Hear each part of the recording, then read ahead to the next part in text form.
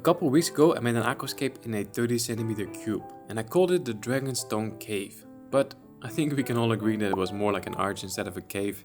You guys made that very clear as well. So today we have to do better. Today I'm making a proper cave and we're going to add in some very special and very tiny fish as well. Let's get started. So the Dragonstone Cave, arch, was made in a 30cm cube, which is a good size tank, but on the shelf there's space for something slightly bigger. So I went on Amazon and I found this, a 35cm optic white rimless cube.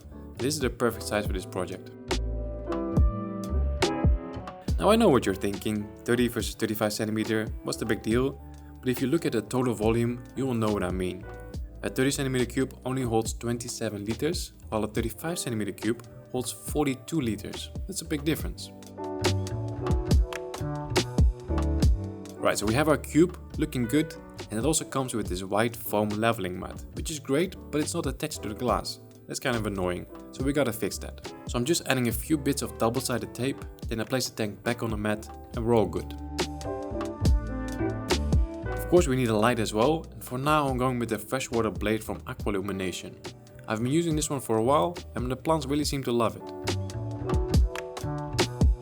Now before we can begin building the cave, we need to do one more thing, and that is to add a background.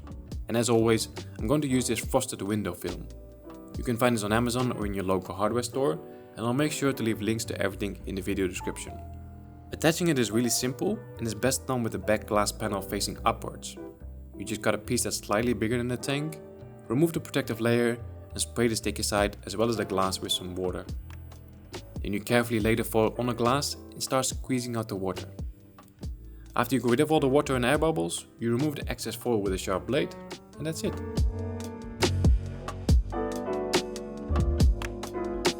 Now we are ready to begin with the hardscape. I'm going to be using some very big and heavy rocks, and to support them I'm first adding in a few mesh bags with Aquasoil. I've used these a few times already, so I'm pretty sure the Aquasoil no longer has any nutrients, which is fine. I'll probably add some root tabs later.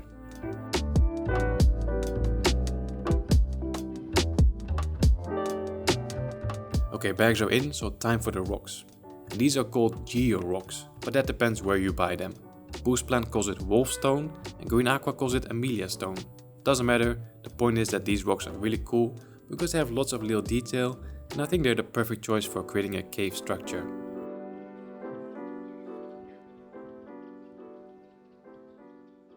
Okay, time to start adding in some more substrate. As a base layer I'm using this stuff, which kind of looks like crushed lava rock. So this is perfect to build up some more height in the background. Now at this point both rocks are at exactly the same height. This is not a bad thing, but I think it will look a little bit more natural if one is a little bit higher. So we need more substrate.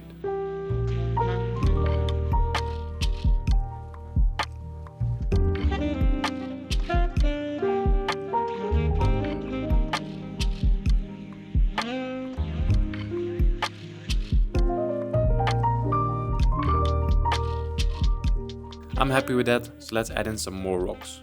And by placing these two smaller rocks in front, we are already creating a path towards the soon-to-be cave. I also found a smaller rock that fits perfectly between the two larger ones. And now the cave is starting to take shape. Before moving on, I'm going to glue some of the rocks together, and as always I'm doing this with cotton pads and liquid super glue. If you've never seen this before, I'm basically taking tiny pieces of cotton and wedging them in between the 2 points that I want to connect. Then I'm soaking the cotton with liquid super glue, wait about 30 seconds and everything is completely stuck together. Repeat this a few times and you have a solid structure. Now at this point it's still just an arch and don't want to get roasted by you guys again, so I'm adding one more rock behind it.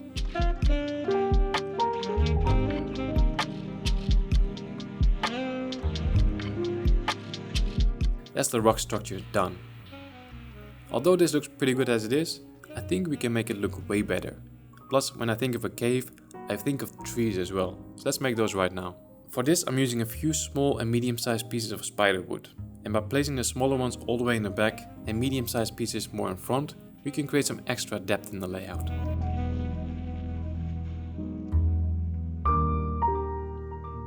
That looks pretty good, just not a fan of that last piece, so I'm removing it again. Now at this point the front section still looks pretty empty. Not sure how I feel about that, but let's just continue. Next up, a little bit more substrate to shape the path towards the cave.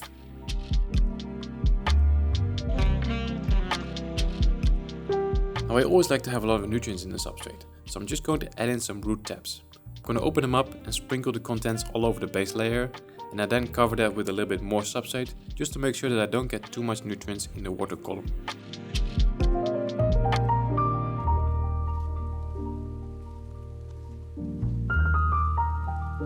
So now we're almost done with the hardscape.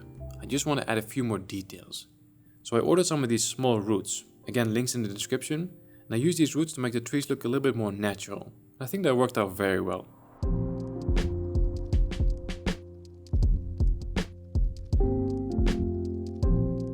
The final step is to create the sand path that leads towards the cave, and for this I'm using some ADA La Plata sand.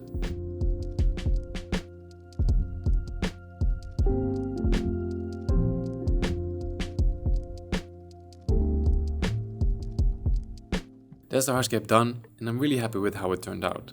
It's probably the most amount of time I've ever spent on making a hardscape, but it was definitely worth it. Now let's add in the plants. I'll leave the full plant list in the video description, but here's the majority of what I'm using. In the foreground I'm planting Helantium tennelum. This is a very easy and fast growing carpeting plant. In between the rocks and branches I'm adding some Anubias Nana Petite. Along the sand path I'm planting a variety of small crypts. On top of the trees I'm planting Hygrophila pinnatifida. In the background I'm adding pearlweed. And lastly I'm adding a little bit of moss just here and there.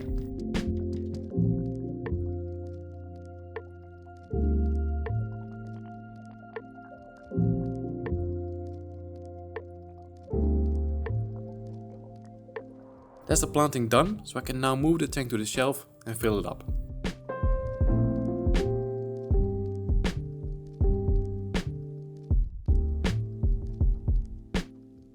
Now for this aquarium I'm going to use reverse osmosis water. The georocks slowly release calcium and that will increase the water hardness. It's not terrible, but the plants will grow better in soft water.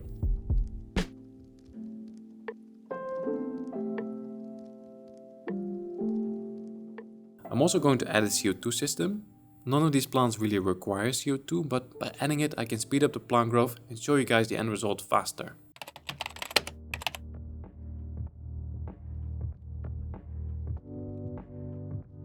Three weeks have passed and everything is looking really good.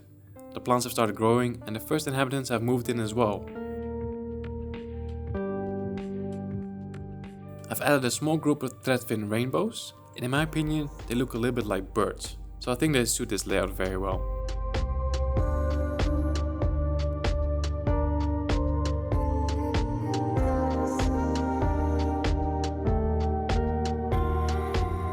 I've also added a small cleanup crew consisting of 2 autocinclus and a group of black neocaridina shrimp.